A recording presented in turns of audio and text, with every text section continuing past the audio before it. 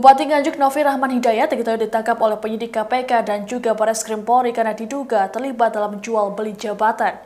Bupati Probolinggo Puput Tantrianasari dan suaminya Hasan Aminuddin yang merupakan anggota DPR RI ditangkap KPK pada Senin 30 Agustus 2021. Permasalahan yang terjadi pada kasus dalam video 1 dan 2. Pada kasus dalam video 1, KPK melakukan OTT dan menetapkan Bupati Nganjuk Novi Rahman Hidayat sebagai tersangka pada tanggal 9 Mei 2021 di lingkungan Pemkab Kabupaten Nganjuk. Dalam kasus video 2, Bupati Probolinggo Puput Tantrianasari juga terjaring operasi tangkap tangan KPK bersama suaminya yang juga merupakan Wakil Ketua 4 Komisi DPR dari fraksi Nasdem dan menjadi tersangka pada tanggal 30 Agustus 2021. Manajemen pegawai negeri sipil adalah pengelolaan pegawai negeri sipil untuk menghasilkan pegawai yang profesional, memiliki nilai dasar, etika profesi, bebas dari intervensi politik, bersih dari praktik korupsi, kolusi, dan nepotisme. Sejumlah kasus malpraktik yang terjadi di Indonesia, salah satunya adalah jual beli jabatan. Ini sangat menciderai kebijakan manajemen ASN yang berbasis sistem merit. Karena pada dasarnya mutasi pegawai ini sudah ada regulasi yang mengaturnya, yaitu yang tertera dalam Peraturan Pemerintah Nomor 11 Tahun 2017 tentang manajemen ASN. Banyak permintaan dari Kepala OPD, dari staf, dari pejabat pengawas dan pejabat administrasinya, bahwa kalau bisa ada beberapa struktur yang masih dipertahankan, namun pertimbangan dari tim ini terkait dengan substitusi antara jabatan struktural dengan jabatan.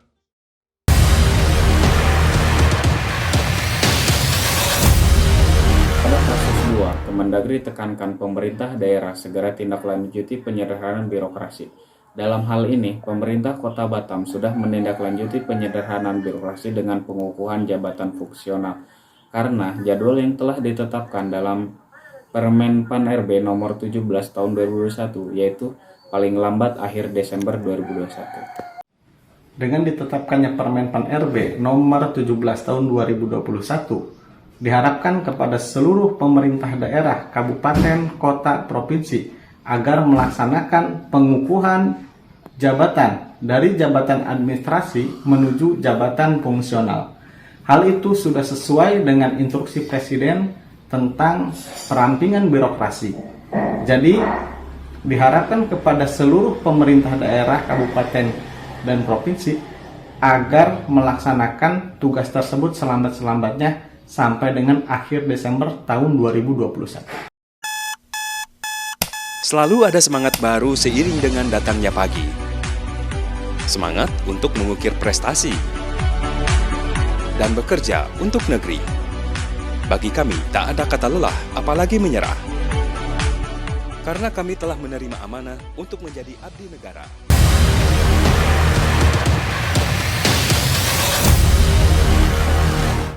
Mengomentari tentang menuju Smart ASN.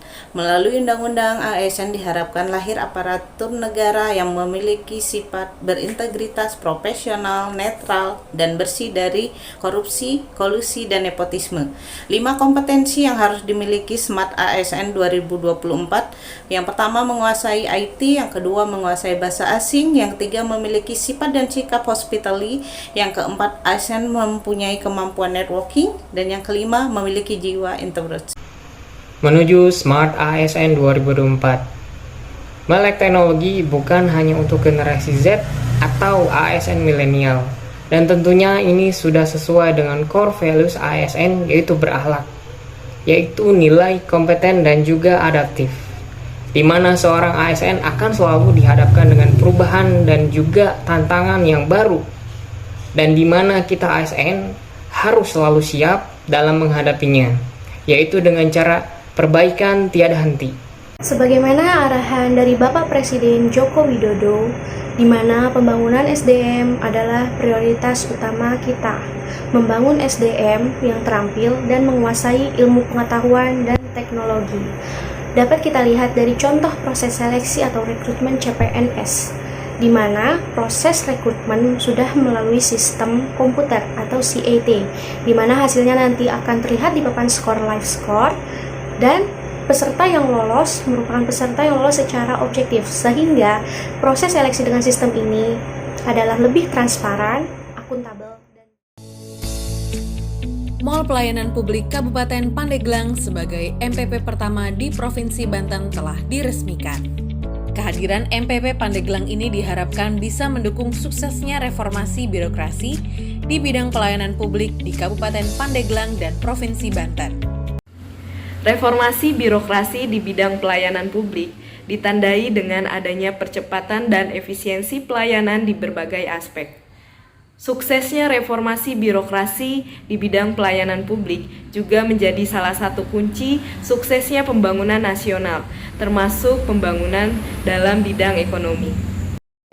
Reformasi birokrasi pada hakikatnya adalah upaya untuk melakukan perubahan mendasar pada sistem pemerintahan, terutama yang menyangkut dengan organisasi atau kelembagaan, tata kelola atau bisnis proses, dan aparatur-aparatur negara atau sumber daya manusia. Reformasi birokrasi bertujuan menciptakan birokrasi pemerintah yang profesional dengan berkarakteristik adaptif, berintegritas, berkinerja tinggi, bebas dan bersih dari KKN, mampu melayani publik, netral, sejahtera, berdedikasi, dan mampu memegang teguh nilai-nilai dasar dan kode etik aparatur negara.